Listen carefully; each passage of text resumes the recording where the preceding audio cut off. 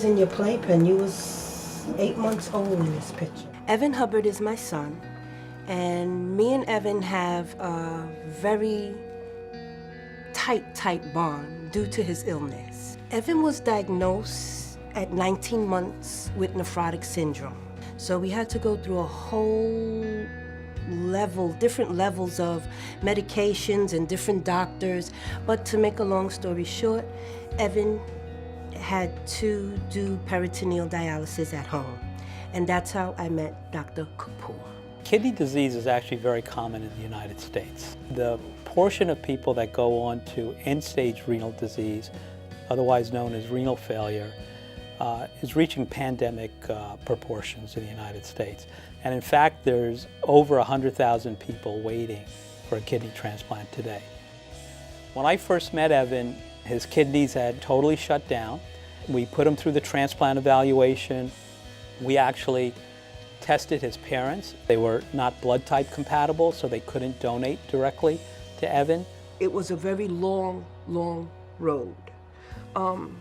There's times that you don't know when that road is going to end or it's going to turn. You don't know what to expect. You can't help but fall in love with 5-year-old Evan Hubbard, who has nephrotic syndrome. Last week on Valentine's Day, he underwent a kidney transplant. Today, he met Muhammad Islam, the stranger who donated his kidney. I had this kidney transplant in Valentine's of 2008, and Dr. Kapoor was the one who started the transplant. I seen Muhammad that morning, and for some reason, we kept staring at each other, not realizing down the line in a couple of hours that he would be saving my son's life. We started the first donor exchange through the National Kidney Registry right here at Weill Cornell. And through that effort, we were able to offer Evan and his parents a best-of-kind living donor transplant. We know from our practice that those patients that are able to get a live donation get a much better quality kidney, one that'll last 2.5 times longer than most deceased donor kidneys will. Cindy Marshall, a former Marine, was inspired to donate a kidney after her husband donated one of his to his brother 12 years ago. She was matched to Ana Maria Berdeja from Hollis, Queens. In turn, Berdeja's husband donated one of his kidneys, which went to Long Island City resident Rubina Parvin, which is Muhammad's wife. Then Muhammad donated to my son, Evan Hubbard.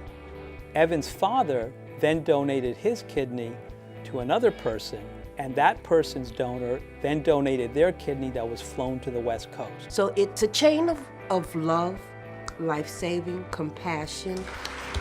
From those small amount of transplants performed on that day, we have now grown to having 70 centers across the United States involved in this effort. There have been more than 1,100 living donor transplants accomplished through this process. It has changed the way we practice transplant.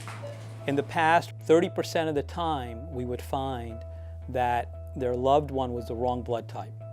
If we look at just the work that's being conducted here at Weill Cornell, it's amazing. This is a negative.